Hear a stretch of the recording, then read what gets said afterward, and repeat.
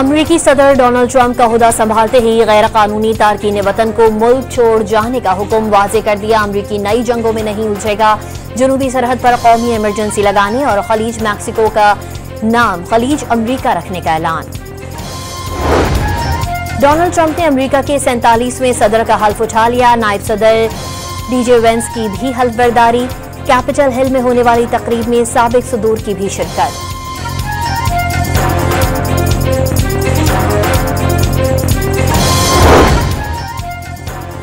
सदर और वजीर आजम की डोनाल्ड ट्रंप को अमरीकी सदर का हल्फ उठाने पर मुबारकबाद। शराकतदारी मजीद मजबूत बनाने के अज़्म का इरादा।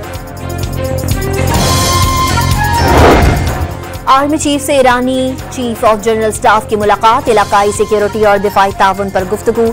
मेजर जनरल मोहम्मद बाकरी की यादगार शोहदा पर हाजिरी। और नॉर्थ कराची सेक्टर 5C3 में मुबैना पुलिस मुकाबला। 3 डाकू मारे गए। डाकुओं की अंधाधुंध फायरिंग से शहरी भी जख्मी हुए।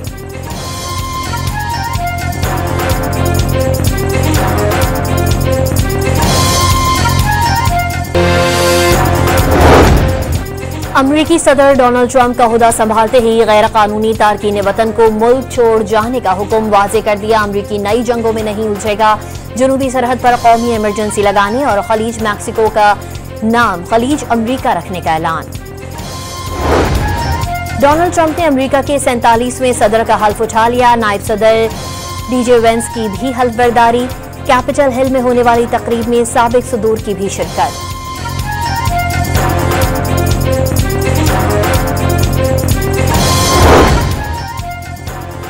सदर और वजीर आजम की डोनाल्ड ट्रंप को अमरीकी सदर का हल्फ उठाने पर मुबारकबाद। शराकतदारी मजीद मजबूत बनाने के अज़्म का इरादा।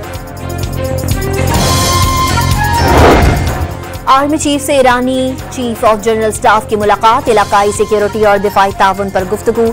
मेजर जनरल मोहम्मद बाकरी की यादगार शोहदा पर हाजिरी। और नॉर्थ कराची सेक्टर 5C3 में मुबैना पुलिस मुकाबला। 3 डाकू मारे गए। डाकुओं की अंधाधुंध फायरिंग से शहरी भी जख्मी हुए।